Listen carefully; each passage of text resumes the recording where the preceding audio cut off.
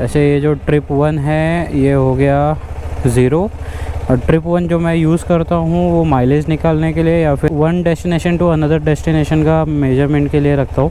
और जो ट्रिप 2 रहता है वो मेरा होम टू होम डिस्टेंस के लिए रखता हूँ कि मेरी कितनी रनिंग हुई है। ओम नमः शिवाय, ओम नमः शिवाय, हर हर महादेव। भगवान चलिए साथ में यात्रा साथ में करते हैं ताकि हम स्वस्थ और सुरक्षित आएँ। और वो रहे हमारे सूर्य भगवान, वहाँ से सूर्योदय हो रहा है पूरब दिशा से। ये जो प्रार्थना अभी आप लोगों ने देखी ये मुझे बड़े भाई ने सिखाया है। पिछले मेरे अंदर ये जो धार्मिक बदलाव है पिछले 1 साल से है, जहाँ पे मैंने सारी चीज़ें सीखी है। तो ये जो श्रद्धा है, भगवान की पूजा है, आस्था रखना, ये सब मुझे बड़े भाई ने ही सिखाया। उनसे ही प्रेरणा मिली, उन्होंने ही सिखाया। बहुत ही अच्छा हुआ कि अपने ही बड़े भाई से सीखने मिला। और जो लोग चैनल पे नए हैं उन लोगों को बता देता हूँ कि जो मैं राइड करता हूँ, मेरी जो भी ट्रैवलिंग होती है वो ज़्यादातर सोलो नहीं होती है। मतलब 10 में से कोई एक राइड मैं सोलो करता रहूँगा, जैसे जो आज कर रहा हूँ। वो भी जैसे कुछ काम आ गया, अर्जेंट है, अदरवाइज़ घूमने फिरने के लिए तो नहीं होती है। और वैसे में मेरे साथ हमेशा मेरे 2 बड़े भाई है, वो रहते हैं अपने अपने कार के साथ, जैसा जिसको कन्वीनियंट पड़ता है वैसे वैसे रहते हैं। उन लोगों को आप मेरे दूसरे ब्लॉग में देख सकते हो। कृष्णेश्वर ज्योतिर्लिंग का ब्लॉग देखोगे आपको अच्छे से समझ जाएगा हम लोग किस तरह से ट्रैवलिंग करते हैं। अभी मैंने कल रात को फ्यूल नहीं भराया था, तो सबसे पहले अभी फ्यूल भरा लेते हैं। और किसी भी राइड की स्टार्टिंग में ये काम मुझे बिल्कुल भी नहीं पसंद है। मुझे पसंद है कि टैंक फुल रहे, एक टैंक पूरा राइड करूँ और फिर ब्रेक लूँ। इस तरह से छोटा छोटा ब्रेक लेने में अच्छा नहीं लगता है। फुल कर दीजिए, डेंसिटी नहीं है इसमें। यहाँ से तो दिखता भी नहीं है, एक्चुअली इधर ही रहना चाहिए ना, तभी भरा पाएंगे ना। तो अभी मैं जा रहा हूँ पुणे में, एक छोटा सा मेरा पर्सनल काम है, उसको पूरा करना है। और जाकर जाने में मुझे 4 घंटे लगेगा। काम में जो टाइम लगेगा वो आने में फिर 4-5 घंटे, पूरा दिन उसी में चला जाएगा। और ये जो फ्लाईओवर आप लोग देख रहे हो, वाह, वहाँ पे देखिए सूर्य भगवान कितने अच्छे दिख रहे हैं। यहाँ पे ये जो फ्लाईओवर है यार, ये बन जाने के बाद मेरे डेली कम्यूट में बहुत ही इजी हो गया है। क्योंकि इस फ्लाईओवर के नीचे जो जंक्शन है, जो सिग्नल है कपाड़े नगर का सिग्नल, वो बहुत ही भसड़ सिग्नल है। कभी भी टाइम पे, मतलब जिस दिन लेट होना उसी दिन वो लगेगा। 3.5 मिनट का सिग्नल है और बहुत ही मतलब बोलते हैं ना लोग मैनर्स में नहीं चलाते, तो उसमें कुछ ना कुछ कांड होते रहता है। मैंने कई बार अपने ब्लॉग में दिखाया भी है। और कुरला लगता है यहाँ पे, तो आप लोग समझ ही सकते हो। और इस फ्लाईओवर की वजह से वहाँ पे देखो मस्त से हमारा जो इंटरनेशनल एयरपोर्ट है, छत्रपति शिवाजी महाराज का जो इंटरनेशनल एयरपोर्ट है, वो देखो एकदम अच्छे से दिखता है, क्लियर दिखता है। और कभी कभी टेक ऑफ लैंडिंग वो भी दिखता है। प्लेन्स भी पार्किंग में हैंगर में है, वो भी दिख रहे रहेंगे, बट कैमरे में नहीं समझ में आ रहा होगा। जब भी मैं पुणे के लिए एग्ज़िट करता हूँ और इस हाईवे पे आता हूँ, तो इस पॉइंट पे आने के बाद मुंबई के जब भीषण ट्रैफिक में पीछे छोड़ के आता हूँ, तो एक अलग से आज़ादी जैसा फ़ील होता है। मतलब बहुत रिलैक्स फील होता है, क्योंकि वो ट्रैफिक में निकलो और पूरा आओ, फिर यहाँ पे ऐसा ओपन हाईवे मिलता है। और यहाँ से लोनावाला तक ज़्यादा ट्रैफिक नहीं रहता, ज़्यादा कंजेस्टेड नहीं रहता है, तो चलाने में भी थोड़ा अच्छा लगता है, मज़ा आता है। तो अब बात करते हैं कि ये पिछले 3 से 4 महीने में कहाँ था, मैंने ब्लॉग क्यों नहीं बनाया, मैंने ब्लॉग क्यों नहीं डाला। तो उसका सबसे पहला और सबसे बड़ा रीज़न ये है कि मैं भी अब अपने काम धंधे में बिज़ी हूँ, अपने जॉब में बिज़ी हूँ, जिसकी वजह से सबसे पहले तो हमारी ट्रैवलिंग बहुत कम हो गई है। और जो भी हम लोग छोटा बड़ा ट्रिप करते हैं उसका व्लॉग मैं बना करके आप लोगों तक नहीं पहुंचा पा रहा था, क्योंकि ऑब्वियसली मैं भी अब बिज़ी हो गया हूँ। पर ऐसा नहीं है कि पिछले इन 3 से 4 महीनों में मैंने कोई भी व्लॉग नहीं बनाया है, मैंने किसी भी तरह से ट्राई नहीं किया। मैंने कोशिश किया, बट परिस्थितियाँ ऐसी हो जाती थी, या तो व्लॉग ख़राब हो जाता था, या तो ब्लॉग बनने के बाद भी आप लोगों तक पहुंच नहीं पाता था। अभी आप लोग चैनल पे देखोगे तो हमारा जो कृष्णेश्वर का ब्लॉग है, वहाँ तक मेरी कंसिस्टेंसी अच्छी खासी थी। हर हफ्ते मैं एक ब्लॉग डालता था, बट उसके बाद यानी कि दिवाली के बाद मेरी कंसिस्टेंसी थोड़ी गड़बड़ हुई। और फिर हम लोगों ने दिसंबर में मेरे बर्थडे पे अयोध्या का ट्रिप किया, और वो ट्रिप मेरे लिए बहुत ही इम्पोर्टेंट था, बहुत ही ख़ास था। मैंने अपने ब्लॉग में भी बोला था कि ये जो अयोध्या का ट्रिप है ये मेरे लिए इमोशनली अटैच है, क्योंकि पहली बार मेरी लाइफ में मुझे इतनी बड़ी अपॉर्चुनिटी मिल रही थी, जहाँ पे मैं 4500 प्लस किलोमीटर की बाइक राइड करने वाला था, जहाँ पे जो क्लाइमेट और वेदर है वो भी टफ़ था, इतना आसान नहीं था, क्योंकि आते आते हम लोगों को 5 to 6 डिग्री का टेम्परेचर फेस करना पड़ा था। और उसके साथ ही साथ शीत लहर चल रही थी, यानी कोल्ड वेव भी चल रहे थे। तो वो जो राइडिंग कंडीशन था प्लस कोहरा आ जाता था बीच बीच में, तो वो कंडीशन बहुत ही टफ़ हो जाता था। और उससे भी बड़ी बात ये थी कि अयोध्या का ट्रिप जो था उसके मतलब अयोध्या का जो राइड था उसके लिए मेरे पेरेंट्स ने एक ही बार में हाँ बोल दिया था। उन्होंने बोला था ठीक है जा बेटा, क्योंकि मेरे पेरेंट्स भी समझते हैं कि ये बाइक हम लोगों ने लिया ही था उसी ट्रिप के लिए, मेरी ड्रीम राइड थी। उस ट्रिप की शुरुआत हम लोगों ने मेरे बर्थडे पे यानी 18 दिसंबर को रात को 11 बजे से की थी, और जिसका एक्चुअल हम लोगों का टारगेट टाइम था कि हम लोग 19 तारीख की सुबह 2 बजे करेंगे। और नींद वगैरह नहीं आ रही थी, इसलिए हम लोगों ने 2 बजे के बजाय 11 बजे 18 तारीख मेरे बर्थडे पे ही हम लोगों ने वो ट्रिप स्टार्ट किया। ट्रिप तो हम लोगों ने बहुत खुशी स्टार्ट किया और ट्रिप बहुत अच्छे से हुआ।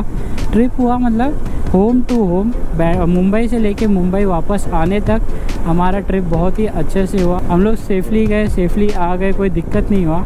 सिर्फ दिक्कत एक ही बात का हुआ कि मैं उसका व्लॉग नहीं बना पाया। मैंने जो व्लॉग बनाया वो मुंबई से लेके अयोध्या तक का व्लॉग मेरे पास अभी भी है, जिसमें का मैंने पार्ट 1 डाल दिया था, और बाकी के जो 2 पार्ट है पार्ट 2 और पार्ट 3 वो मैं नहीं डाल पाया, क्योंकि जैसा कि मैं बता रहा हूँ मैं अपने शेड्यूल में बिज़ी था और उसके बाद वो व्लॉग आउटडेटेड हो गया।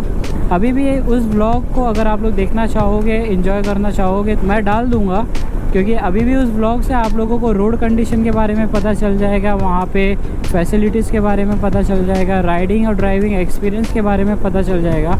कोई चीज़ अगर फ़र्क रहेगी तो वही यही है कि उस समय ठंडी थी, अच्छी खासी ठंडी थी, वेदर बहुत ही प्लेजेंट था, और अभी जो वहाँ पे है वहाँ पे बहुत ही ज़्यादा गर्मी हो रही है, तो वो एक चीज़ फ़र्क पड़ेगी। नीचे कमेंट करके बताओ अगर आप लोग व्लॉग देखना चाहोगे तो मैं व्लॉग को अभी एडिट करके डाल दूँगा। और इसके साथ ही अयोध्या का ट्रिप यानी हमारा उत्तर प्रदेश का जो ट्रिप था वो बहुत ही ख़ास इसलिए भी था क्योंकि हम लोग उत्तर प्रदेश के जो 4 बड़े धर्म स्थल है उनका भी दर्शन करने वाले थे, जिसमें सबसे पहले जैसा कि मैंने कहा अयोध्या यानी कि श्री राम जी की जन्मभूमि और हनुमानगढ़ी, यह हमारा पहला डेस्टिनेशन था। उसके बाद हम लोग गए थे काशी विश्वनाथ, उसके बाद हम लोग काशी विश्वनाथ से गए थे विंध्याचल माता का दर्शन किए। चौथा हमारा जो डेस्टिनेशन था वो था प्रयागराज, बट हम लोगों को कुछ काम आ गया था, अर्जेंट काम था, हम लोगों को वापस आना पड़ा। और छुट्टियों का भी तकलीफ़ रहता है भाई, हम कॉरपोरेट वाले हैं, एक भी दिन अगर हम लोग यहाँ पे लेट पहुँचेंगे यहाँ पे बवाल होगा। और उसके बाद वही होता है कि मतलब इतना खुशी ट्रिप किया, और जो ट्रिप का नशा रहता है 10-12 दिन हम लोग बातें करते हैं, सारी चीज़ें याद आते रहती है, आँखों में वो ट्रिप हमेशा गूंजते रहता, मतलब आँखों में चलते रहता है, गूंजता नहीं है, दिमाग में गूंजते रहता है। तो वो सारी चीज़ें वो मज़ा निकल जाता है अगर कुछ बवाल हुआ तो, उसके वजह से इतना हम लोगों ने कंजेस्टेड वो ट्रिप किया था। तो प्रयागराज हमारा छूट गया था, बट ये 3 डेस्टिनेशन किए थे। अब हुआ क्या कि जब हम लोग यहाँ मुंबई से जा रहे थे अयोध्या तो बहुत ट्रिप एकदम अच्छा खासा मक्खन जा रहा था, हम लोगों ने बहुत अच्छा कॉपअप किया था।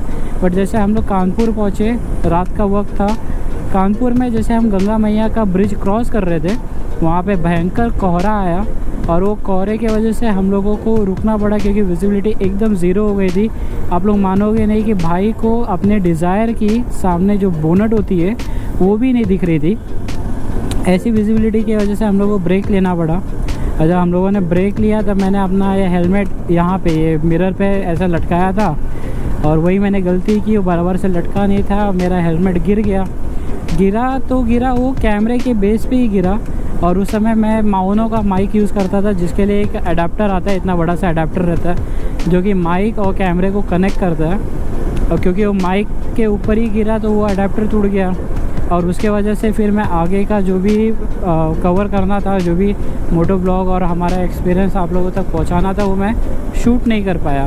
और उसमें भी सारे व्लॉग छोड़ दो, सारे एक्सपीरियंस छोड़ दो, बट सबसे ज़्यादा दुख मुझे इस बात का हो रहा था कि जो अयोध्या से लेकर के मैंने काशी विश्वनाथ का दर्शन किया, वहाँ पे वो जो राइड किया और उस वक्त जो मैंने एक्सपीरियंस किया था वो सारी चीज़ें भी मैं आप लोगों तक पहुँचा नहीं पाया। उन एक्सपीरियंस का भी मैं व्लॉग नहीं बना पाया क्योंकि मेरा माइक ख़राब हो गया था, अडाप्टर ख़राब हो गया था, एक्स्ट्रा मैंने कैरी नहीं किया था। और बिना ऑडियो के व्लॉग बना के मतलब नहीं है, उसका वॉइस ओवर करने में ढंग से होता भी नहीं है।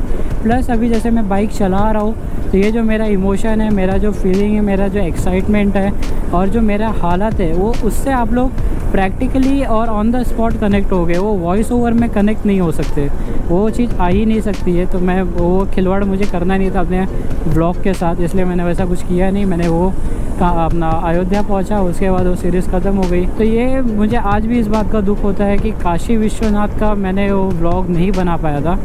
वैसे जो लोग चैनल पे नए हो, ऐसे भी मैंने कभी चैनल पे अपने ये बात शेयर नहीं किया है, बट मेरा सपना है कि मुझे महादेव के 12 ज्योतिर्लिंग का दर्शन, 4 धाम और माता रानी के 52 शक्तिपीठ का दर्शन इस अपने साथी मेरी दृष्टि के साथ करना है, इससे राइड करके करना है। जिसमें से महादेव के 12 ज्योतिर्लिंग में से मेरा 7 ज्योतिर्लिंग का दर्शन हो गया है और 7 ज्योतिर्लिंग में से 6 ज्योतिर्लिंग का दर्शन मैंने दृष्टि के साथ किया है। अब अयोध्या का और काशी विश्वनाथ का ये जो मेरा दुख, दर्द और पीड़ा था वो यहीं तक सीमित नहीं था। फिर हम लोग अयोध्या से आए और हमारा अगला ट्रिप बना कोल्हापुर में श्री अंबाबाई महालक्ष्मी माता का दर्शन करने का।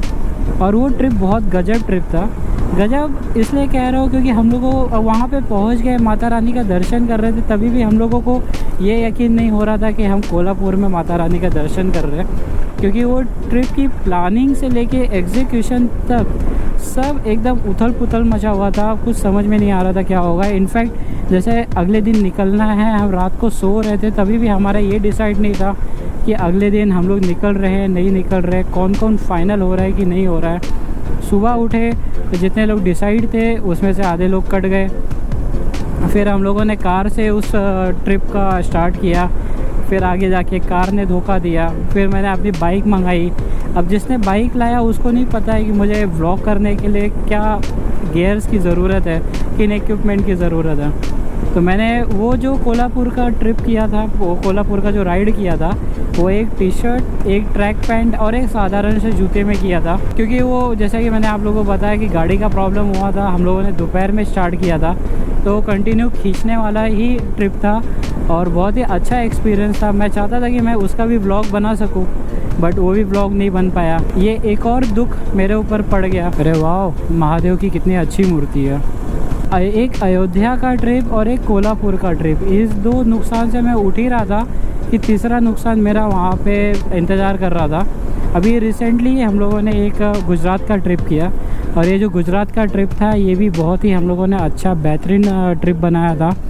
ट्रिप हमारा 7-8 दिन का था इजीली, जिसमें हम लोगों ने प्लान किया था कि इस गुजरात के ट्रिप में महादेव के 2 ज्योतिर्लिंग यानी सोमनाथ ज्योतिर्लिंग और नागेश्वरनाथ ज्योतिर्लिंग का दर्शन करेंगे।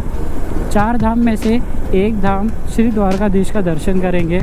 फिर वहाँ से हम लोग जाने वाले थे रण of Kutch. Rann of Kutch के पास यूनेस्को के द्वारा घोषित किया हुआ वहाँ का जो वर्ल्ड हेरिटेज साइट है, साइट मीन्स माना जाता है कि वो इंडस वैली सिविलाइजेशन के टाइम का गांव है, उसे ढोलावीरा कहा जाता है। वो ढोलावीरा में हम लोग जाने वाले थे, वहाँ पे एक्सपीरियंस करने वाले थे। ढोलावीरा से रण ऑफ कच्छ की तरफ एक रोड जाता है, हाईवे है, जिसे रोड टू हेवन कहते हैं। और आज भी अगर आप सर्च करोगे तो इंडिया के टॉप 10 मोस्ट सीनिक, ब्यूटीफुल और अमेजिंग एक्सपीरियंस वाले हाईवे में वो हाईवे आता है और आजकल बहुत फेमस भी है। खासियत ये है उस हाईवे की कि जो वहाँ पे आप जब गाड़ी चलाओगे, आप जब जाओगे तो आप देखोगे कि पानी और आसमान एक साथ मिल जाता है और आपको वहाँ पे क्षितिज रेखा जो होती है वो भी पता नहीं चलती है, इसलिए उसको रोड टू हेवन यानी स्वर्ग जाने वाला रोड कहा जाता है। फिर उसके बाद आप लोगों ने 100 की नोट पे पीछे देखा रहेगा एक मॉन्यूमेंट है जिसे रानी की वाव कहते हैं। नया वाला पर्पल वाला जो नोट है उस पर वो मॉन्यूमेंट है। हम लोग वहाँ जाने वाले थे। रोड टू हेवन से हम लोग रानी की वाव जाने वाले थे। रानी की वाव से फिर, और रानी की वाव जो है वो भी एक हेरिटेज साइट है, वहाँ पे एक्सपीरियंस करने वाले थे। और उसके बाद हम लोग जाने वाले थे BAPS श्री स्वामीनारायण अक्षरधाम मंदिर। और वो जो मंदिर है वो भी बहुत ही भव्य मंदिर है, बहुत ही विशाल मंदिर है, देखने जैसा है। बहुत ही अच्छा एक्सपीरियंस होता था अगर वो भी हम लोग कर पाते थे, तो वो भी नहीं हो पाया। इसके बाद भी हम लोगों ने ट्रिप को और भी ज़्यादा कंजेस्टेड कर दिया था, जो कि एक तरह से गलती होती थी अगर हम लोग करते थे तो। क्योंकि BAPS अक्षरधाम मंदिर से आने के बाद हमारा प्लान ये था कि आने के टाइम हम केवाड़िया से होकर आएंगे, नर्मदा नदी के तट पे स्टैचू ऑफ यूनिटी जाएंगे और वहाँ पे भी एक्सपीरियंस करेंगे। और मतलब वो भी हमारे आइटनरी में था, वो भी नहीं हो पाया। अब क्यों नहीं हो पाया? क्योंकि छुट्टियों का बहुत लफड़ा हो रहा था। जैसा कि मैंने आप लोगों को बताया, हम कॉरपोरेट वाले, छुट्टियों का बहुत लफड़ा हो जाता है। तो हम लोगों ने काट छाट के हमारे 3 मेन डेस्टिनेशन जो कि मेजर डेस्टिनेशन थे उनको फाइनल किया, जिसमें सबसे पहले हम लोग गए सोमनाथ ज्योतिर्लिंग का दर्शन किए। सोमनाथ ज्योतिर्लिंग का दर्शन करके हम लोग गए द्वारका, वहाँ द्वारकाधीश का दर्शन किए। वहाँ से गए हम लोग नागेश्वर नाथ में नागेश्वर नाथ ज्योतिर्लिंग का दर्शन किए और वहाँ से हम आ गए घर पे। अब ये जो सर्किट मैंने लास्ट में आप लोगों को बताया 3 मेजर डेस्टिनेशन का, यह सर्किट भी हमारा 2500 किलोमीटर तक पहुँच गया था। मतलब जो रनिंग थी वो 2500 किलोमीटर तक पहुँच गई थी। और ये जो ट्रिप था इसके लिए मैं बहुत एक्साइटेड था। मैंने बहुत प्लानिंग की थी, सारी रिसर्च करके रखा था, सारे स्क्रिप्ट बना के रखा था कि आप लोगों तक इस तरह का इन्फॉर्मेशन पहुंचाऊंगा और सारी चीज़ें बताऊंगा। बट उसमें भी प्रॉब्लम ये हो गया कि मैंने बोलते हैं ना सारी चीज़ें ध्यान दिया, बट एक छोटी मिस्टेक किया कि मैंने अपने कैमरे का ट्रायल नहीं लिया। जैसा कि मैंने बताया था मेरा माइक अडाप्टर ख़राब था। मेरा GoPro का जो अडाप्टर रहता है जिसमें हम माइक लगाते वही ख़राब हो गया था। और ये बात मुझे पता चली एक रात पहले। जैसे कि हम गुजरात ट्रिप के लिए 2 अप्रैल को निकलने वाले थे। 1 अप्रैल की रात को 10 बजे मुझे ये बात पता चल रही है कि मेरा जो माइक अडाप्टर है वो ख़राब हो गया।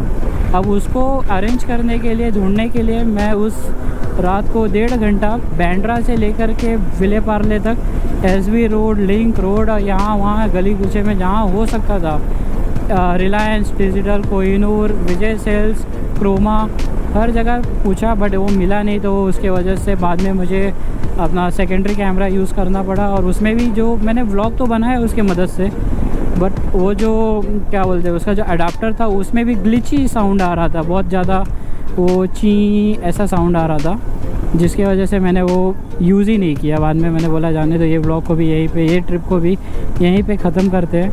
और ये जो घटना घटी, मतलब एक बार तो मैंने कैसे हिम्मत करके अपना दूसरा कैमरा अरेंज किया और उसके बाद भी जब ये वापस से ऐसा सीन हो गया फिर मैं बहुत इरिटेट हो गया, मेरा मन हट गया था। तो ऐसा होता था कि जैसे अभी ट्रिप में कोई मिल रहा है गुजरात में, वो लोग जब पूछते भी थे कि आप यूट्यूबर हो, आपका चैनल क्या है, सब्सक्राइब किया, मैं बोलता ही नहीं था कि मैं यूट्यूबर हूँ। मैंने कैमरा अंदर रख दिया था, मुझे बताना ही नहीं था क्योंकि मेरे पास कंटेंट ही नहीं था यार। मैं उन लोगों को जोड़ के क्या दिखाता था, मेरे पास कोई कंटेंट ही नहीं था तो मैं वो नहीं दिखाता था। फिर द्वारका में जहाँ पे हम लोग रुके थे जिस होटल में, वहाँ के 3 स्टाफ ने हमारा चैनल सब्सक्राइब किया था पूछ करके और इंटरेस्ट दिखा रहे थे और बाद में वो लोग देख भी रहे थे।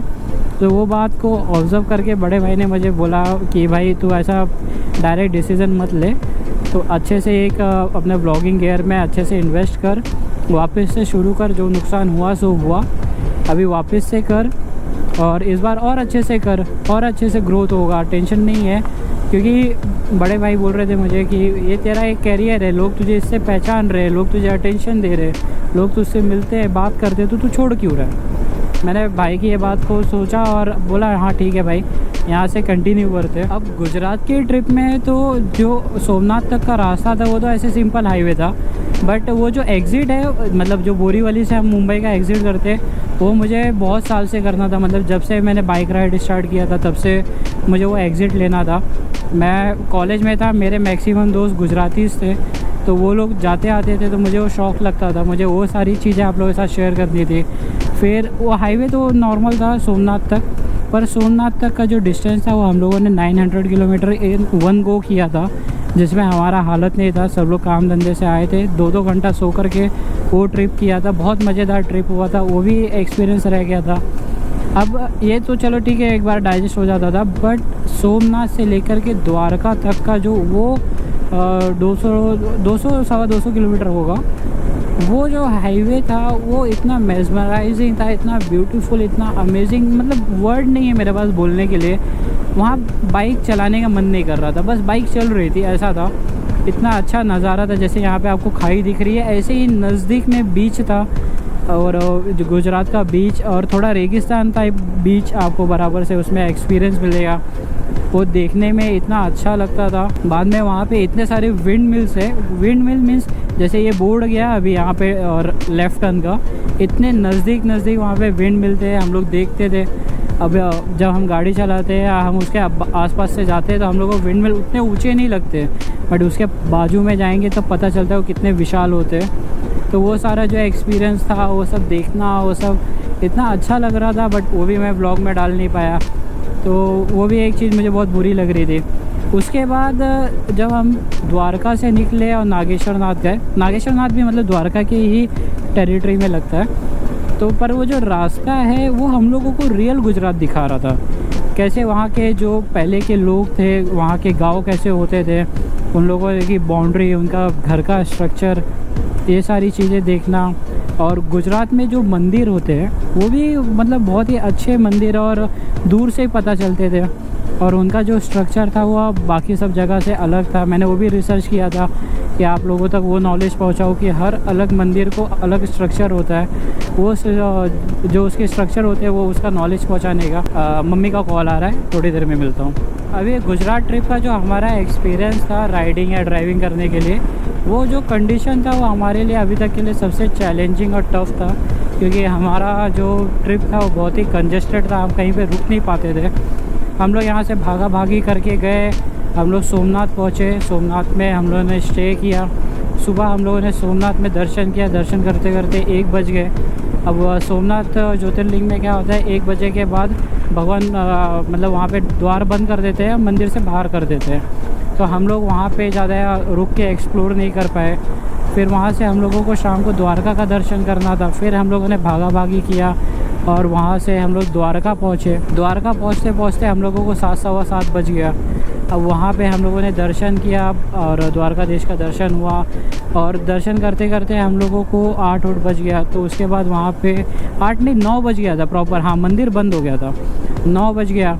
अब 9 जब बज गया तो वहाँ पे जो क्या बोलते हैं मार्केट वगैरह है वो भी उठने लग रहे थे। और एक बात है, द्वारका नगरी की जो मार्केट थी यार वो देखने जैसी थी, हर जगह श्री राधे कृष्ण की मूर्तियाँ थी, उनका राधे राधे भजन बज रहे थे। और वो जो एक्सपीरियंस हम लोगों को लेना था, जैसा हम लोगों ने काशी में लिया था, काशी में भी ये चीज़ मिस हो गई थी कि वहाँ का जो मार्केट था, लोकल मार्केट, वो हम लोगों ने एक्सप्लोर किया था। और बहुत ही मतलब मज़ा आता है कि वहाँ का जो लोकल मार्केट रहता है, वहाँ पे हम लोगों को वहाँ का लोकल कल्चर, लोकल मतलब वहाँ के जो लोग होते हैं उन लोगों से मिलना जुलना, बातचीत करना, उनका तरीका, वो सारी चीज़ें समझ में आती है। तो हम लोगों ने काशी में तो एंजॉय किया था, सिर्फ उसका ब्लॉग नहीं बन पाया था, बट द्वारका, सोमनाथ और नागेश्वर नाथ में पूरी तरह मिस हो गया, क्योंकि हमारा ट्रिप था वो बहुत ही ज़्यादा घाई का था, मारा मारी था। ट्रिप की स्टार्टिंग में हम लोग 2-2 घंटा सोए थे, पूरी ट्रिप में हम लोग 2-2, 3-3 घंटा, 3 घंटा तो भाई मुझे नहीं याद है मैंने एक भी बार सोया रहूँगा। उसका असर होता है, क्या होता है कि जब नींद पूरी नहीं होती है बॉडी फटीग हो जाती है। कंटिन्यू ड्राइव कर रहे हैं, कंटिन्यू राइड कर रहे हैं, तो अब इंसान ही है भाई, कितना भी मुंह पे छुपा लेंगे शरीर उसको रिस्पॉन्स करती है। तो वो आते, अब जब हम लोग आ रहे थे राजकोट तक तो ठीक था, उसके बाद हम लोगों को नींद आने लगी, फिर थकान लग रही है, बॉडी पेन पकड़ रहा है। और मेरा ऐसा हो गया था कि मैं द्वारका से ही पैरासीटामोल खा के निकला था, द्वारका से नागेश्वर नाथ में दूसरा डोज लिया, फिर ऐसे करते करते कैसे कैसे स्प्रे मार के, क्योंकि नींद नहीं पूरी हो रही थी। और जैसे हेलमेट है, व्लॉगिंग सेटअप है, राइडिंग गियर है, तो ये सब के वजह से ये गर्दन मेरा मतलब दुख रहा था। ऐसा लग ही नहीं था गर्दन मेरे बॉडी का पार्ट है, इस तरह दुख रहा था, ऐसा लग रहा था किसी ने उसके अंदर कोई रीइंफोर्समेंट कर दिया है, इतना पेन हो रहा था उसको। फिर स्प्रे मार मार के और दवाई के उस पर राइड कंप्लीट किया, राइड करना ज़रूरी था। अब इसमें मेरी गलती क्या थी कि हम लोग रेस्ट नहीं ले रहे थे, और रेस्ट नहीं लेंगे तो घर पे बैठ के भी शरीर जवाब दे ही देता है। तो इसका अभी कुछ लोग बोलना चालू करेंगे कि भाई इतना त्रास क्यों लेना। ऑब्वियसली क्योंकि जब मैं तैयार होकर निकल रहा था गुजरात ट्रिप के लिए, तो भाई ने मुझे पहली बात यही बोली थी कि अच्छा खासा तैयार हो रहा है, बैठ कर के गाड़ी में चल रहे, काहे के लिए इतना तकलीफ़ उठा रहा है। भाई तकलीफ़ उठाने की बात ही नहीं है, प्यार है मुझे राइडिंग से, मेरी मोटरसाइकिल से, मेरे एक्सपीरियंस से।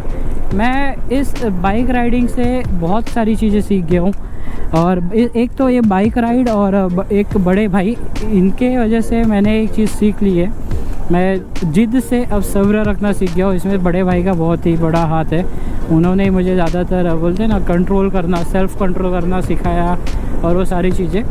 तो मेरा तो हमेशा ग्रोथ ही हुआ है, मैं हमेशा इंजॉय करता हूँ। आज गर्मी है, बाहर 42 डिग्री दिखा रहा है, हाईवे पे चला रहा हूँ, कोई टेंशन नहीं है, ना कोई दर्द है, ना ही कोई ऐसा कंप्लेन है कि मैं बाइक से क्यों आया। ऐसे ही जब अयोध्या गया था, शीतलहर चल रही थी, उंगलियां ऐसी ठंडी हो जाती थी, हर 50 किलोमीटर भी चलाना मुश्किल था सच बोलूँ तो, क्योंकि राइडिंग किया तो मेरा विंटर प्रूफ था, पर जो अपना ये क्या बोलते हैं राइडिंग ग्लव्स थे वो विंटर प्रूफ नहीं थे, लहर लगती थी, हवा अंदर जाती थी, उंगली ठंडी पड़ जाती थी, 50 किलोमीटर भी मुश्किल से चल पाता था। फिर आग में हाथ डालो, तो वो सारी चीज़ें भी मुझे बहुत सारी चीज़ें सिखाई। मेरी सारी बातें हुई तो मैं ये अपनी साथी मेरी दृष्टि के बारे में तो आप लोगों को बताना ही भूल गया। जब से ये आई है, जैसे कि हमारे में माना जाता है, हमारे घर में जो भी चीज़ आती है, कोई मशीनरी हो या कोई भी वस्तु हो, वो हमारी लक्ष्मी होती है। उसी तरह ये सच में मेरी लक्ष्मी है, क्योंकि जब से मेरी ज़िंदगी में आई है, 28 अगस्त को मैंने इसकी डिलीवरी ली थी। 1-1.5 महीना मॉडिफिकेशन चला, और उसके बाद से जो भी, जब से ये हाईवे इसने टच किया है, मैं अपनी ज़िंदगी जी रहा हूँ। मैंने इस पे अपने सारे ड्रीम राइड कर लिए। 2500 किलोमीटर का सोमनाथ का ट्रिप कर लिया, 4500 किलोमीटर से ज़्यादा का अयोध्या का ट्रिप कर लिया। मैंने अपना सपना जिया है। अभी इसके हो गए हैं 12,025 किलोमीटर, अब भी हुए, तभी मुझे क्लिक हुआ। तो इस 12,000 किलोमीटर में मान लो आप लोग 10,000 किलोमीटर इसमें प्योर टूरिंग है, जिसमें जब बाइक निकली है तो कम से कम 250 किलोमीटर से 250 किलोमीटर भी कम ही होगा, 400 किलोमीटर के नीचे तो ये कभी चली नहीं है। ये मतलब एक अच्छा खासा लॉन्ग टूर हो जाता है। सेकंड, ये मैं इसे हरदम साथी कहता हूँ। आप लोग सोचते रहोगे क्या पागल आदमी है, एक बाइक को एक मशीन को कह रहा है, पर मेरा कनेक्शन ही इसके साथ कुछ इस तरह से है कि जैसे ये बाइक मुझे खुद समझती है। मेरा मूड अच्छा है, बहुत अच्छा परफॉर्मेंस करेगी, एक्सीलेंट परफॉर्मेंस, ऐसा लगेगा कोई सुपर बाइक है। मूड मेरा ख़राब है, मैं डिस्टर्ब हूँ, मैं नहीं चला पा रहा हूँ, थोड़ा ड्राउजी फील कर रहा हूँ, मतलब नींद आ रही है या कुछ ऐसा हो रहा है, परफॉर्मेंस इसका अपने आप गिर जाता है। मैं सच बोल रहा हूँ, मैंने खुद चीज़ ये एक्सपीरियंस किया है। बाइक दबेगी, बाइक ग्लिच करेगी कुछ ना कुछ, और जैसे मेरा मूड ठीक होता है और वो हो जाता है। तो ये जो कनेक्शन है एक राइडर से साथ उसका बाइक का बन जाता है, क्योंकि इस मशीन को इतना प्यार मैं करता हूँ, तो वो एक कनेक्शन बन जाता है। और ये होता है, जितने भी मोटरसाइकिलिस्ट होते हैं वो अपनी बाइक से बहुत ज़्यादा प्यार करते हैं। ये जितना भी ट्रिप हुआ, अयोध्या का हुआ, सोमनाथ का ट्रिप हुआ, उस पर इसका ऐसा था कि जहाँ ये खड़ी रहती थी, जहाँ ये जाती थी, मैं सच कहूँ तो ना बोल के 5 से 8 लोग हरदम रहते थे। अब अयोध्या में हम लोग कहीं पे भी जाते थे, थोड़ा हाईवे पे है या अंदर गांव के एरिया में है, 5-10 लोग हमेशा जमा रहते थे, पूछते रहते थे कौन सी बाइक है, कैसी बाइक है, कहाँ, मतलब कहाँ से आ रहे हो। MH का प्लेट यूपी में देखेंगे तो ऑब्वियसली पूछेंगे, तो वो लोग आश्चर्य होता था। वो लोगों को मिलता था, इस बाइक की वजह से इतनी रिस्पेक्ट मिली है कि बाइक से आया है, इतनी बड़ी बाइक है, बाइक इतनी सुंदर है, मतलब बाइक अच्छी है, सुंदर वर्ड मेरे ख्याल से इसके लिए नहीं है, बट बहुत ही अच्छी बाइक है। देखने में इसका जो रोड अपीयरेंस है, जो अपील है, वो लोगों को इतना पसंद आता था कि वो लोग सामने से आकर के पूछते थे भैया कौन सी बाइक है, क्या है। और जब उन लोगों को पता चलता था कि इतना ऐसी ठंडी में और बाइक चला के आ रहे हैं, अब सबके लिए नहीं होता है ना, राइडर्स के बीच में दिस इज़ वेरी कॉमन। भाई आपको ये श्रृंगरोवा मंदिर याद है? याद रहेगा, ज़रूर याद रहेगा, भूल नहीं सकते हो कभी ज़िंदगी में। वो जो लोगों से प्यार मिलता है, एक अटेंशन मिलता है, क्योंकि अब पहली बात मेरे लिए पूरी तरह से नया एक्सपीरियंस था। मैं कोई आकर मेरे से बात करे और मेरे से पूछे, सारी चीज़ों के बारे में जानकारी ले, ये मेरे लिए एकदम अलग ही एक्सपीरियंस था। तो मुझे इतना अच्छा लगता था, लोगों से रिस्पेक्ट मिलता था। किसी ने कभी हैरास नहीं किया, किसी ने कोई परेशान नहीं किया, किसी की वजह से कोई मेरा बाइक का या किसी चीज़ का डैमेज नहीं हुआ, मैं तो खुश रहता था। और कभी कभी ऐसा होता था कि मतलब कुछ लोगों की भाषा ही नहीं समझती थी।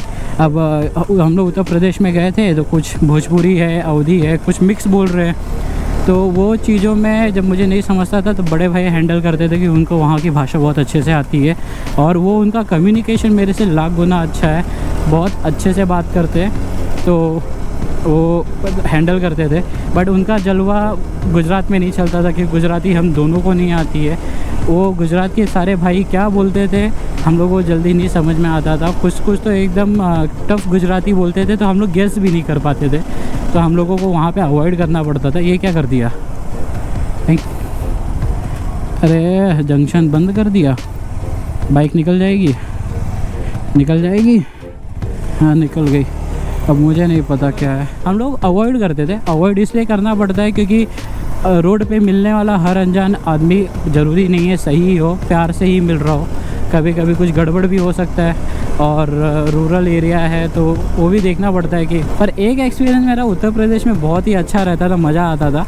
कि जब कोई जान पहचान का इंसान मुझे पूछता था कि ये बाइक कितने की है और क्या इसका मतलब टोटल खर्चा है इतना एसेसरीज़ वगैरह का, और जब मैं उन लोगों को एक्चुअल अमाउंट बताता था तो वो लोग कहते थे इसके अंदर अल्टो आ जाएगी, ये बाइक लेने का क्या फ़ायदा है। तो मैं उन लोगों को बताता था भैया अगर ये अल्टो होती तो आप भी इस वक्त यहाँ पे देख नहीं रहे होते, आप भी चले गए होते। ये बाइक है, इसके लिए आप यहाँ पे रुके हुए हो। तो ये जो एक छोटा मोटा बातचीत होता था ये बहुत मतलब मज़ेदार होता था। बताओ, बात करते करते मैं वहाँ से लोनावला आ गया, आप लोगों को लोनावला का घाट भी दिखा दिया। चलो, जिस काम से पुणे आया था वो काम तो अच्छे से हो गया मेरा। अभी दोपहर के 12:30 बज रहे हैं और अभी वापस मैं घर के लिए निकल चुका हूँ। और गर्मी तो जो बढ़ी है यार, मैं जब से निकला हूँ मैं लगभग 1 लीटर पानी पी चुका हूँ और मुझे ये नहीं समझ में आ रहा है पानी जा कहाँ रहा है, क्योंकि अभी तक एक बार भी ना सुसु आई है ना कुछ। मैंने ब्रेक ही नहीं लिया है। मुंबई से निकला था, जहाँ जाना था वहाँ पे मैंने नॉन स्टॉप गया हूँ और वहाँ से अभी निकला हूँ, एक भी मैंने ऐसा ब्रेक नहीं लिया है। और आज सुबह से मैंने कुछ खाया भी नहीं है। घर से निकला था तो चाय पिया था, चाय पी के यहाँ पहुँचा, यहाँ से निकला तो कॉफ़ी पिया, क्योंकि रात को सोया भी नहीं था, 2 घंटा हार्डली सोया रहूँगा, उसमें भी नींद नहीं आ रही थी। और उसके वजह से अभी कैसे गर्मी बढ़ गई है तो चलाने में आँखों में जलन होने लगती है। एक तो नींद पूरी नहीं हुई है, ऊपर से गर्मी है और ये जो एकदम हार्श लाइट पड़ता है। ये पोर्शन जो है लोनावला का सबसे स्टीप पोर्शन है और ये लोनावला से मुंबई जाने के टाइम पड़ता है। और वैसे बाइक राइडिंग में एक बात कही जाती है, where you see there you go, जिसका अर्थ होता है कि जहाँ पे आपकी नज़र होगी आप वहाँ पर पहुँचोगे। तो इसलिए अपनी नज़र को एकदम गड़ा के रखना होता है, क्योंकि नज़र हटी और दुर्घटना घटी। टूरिंग में एक बेसिक प्रिंसिपल होता है और ये सबसे पहला प्रिंसिपल भी होता है कि जहाँ से आपने सफ़र को स्टार्ट किया है आपको वहाँ पे सेफली पहुँचना है। आपको उन लोगों तक पहुँचना है, अपने परिवार, अपने दोस्त या जिनके साथ या जिनको छोड़ के आपने सफ़र स्टार्ट किया था। टूरिंग में हम मस्ती नहीं कर सकते कि किसी ने आकर के हॉर्न दिया और हमको चढ़ाया, हम भगाने लगे, रिस्क लेने लगे, स्टंट करने लगे या फालतूगिरी करने लगे। वो सारी चीज़ें टूरिंग में अलाउ नहीं होती है। सेफली जाना है, सेफली आना है, रिस्पॉन्सिबिलिटी हमारी होती है, उसको संभालना होता है।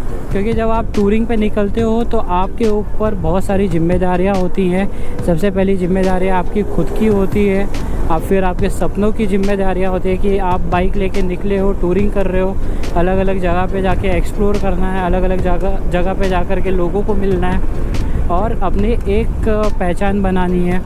फिर आपके पीछे जो रहते हैं आपके मम्मी पापा, परिवार वाले, उन लोगों का आपके ऊपर जिम्मेदारी रहती है कि उनसे आपने कह के आया है तो उन लोगों को सेफली पहुंचना है। उन लोगों की जिम्मेदारी रहती है जो आपके लिए हर पल प्रार्थना कर रहे हैं। तो वो सारी चीज़ों को ध्यान में रख के टूरिंग में कभी भी ऐसा मस्ती नहीं कर सकते। और टूरिंग का सबसे बड़ा स्किल भी यही है कि आप कितने ज़्यादा सेफ़ रह रहे हो।